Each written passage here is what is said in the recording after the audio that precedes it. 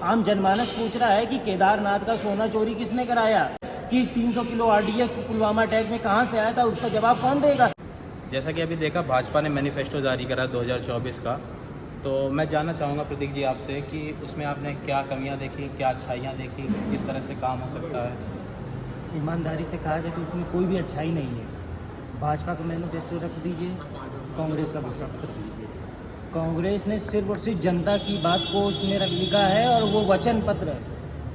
वो सिर्फ और सिर्फ घोषणा पत्र नहीं, कांग्रेस का घोषणा पत्र वचन पत्र है, जिसमें कांग्रेस ने प्रमुख रूप से ये कहा है कि हम गरीब परिवार को 8500 रुपये प्रति माह देंगे। भाजपा ने क्या कहा है कि हम 5 साल राशन और देंगे।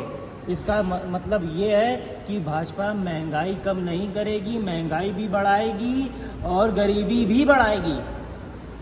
भाजपा के पास न नीति है न कार्य करने की नीयत है। भाजपा सरकार पूरी तरीके से असफल हो चुकी है और जनता इसको मुंहतोड़ जवाब देने वाली है और वर्तमान में भाजपा की सरकार 150 सीट से कम पे निपट रही है।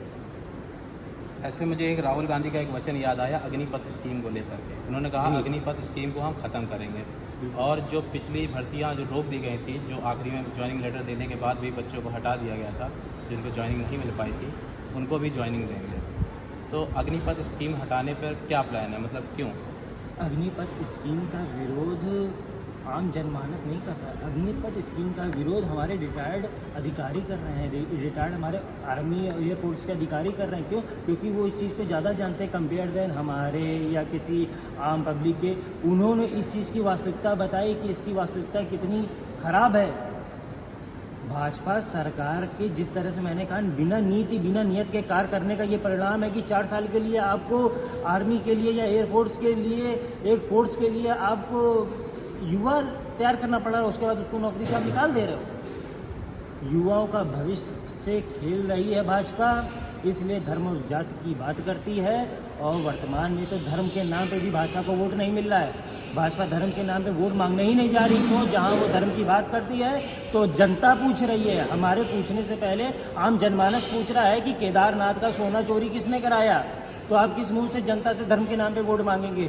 जब आप राष्ट्रवाद के नाम पे वोट मांगने जाते हैं तो कांग्रेस पार्टी या किसी अन्य पार्टी के पूछने से पहले आम जनमानस पूछ रहा है कि 300 किलो आरडीएक्स पुलवामा अटैक में कहाँ से आया था, उसका जवाब कौन देगा। तो राष्ट्रवाद पे भी मोदी सरकार वोट नहीं मांग पा रही, धर्म के नाम पे भी वोट नहीं मांग पा रही है। कांग्रेस सरकार बनने जा रही है, खुशहाली वापस आ रही है।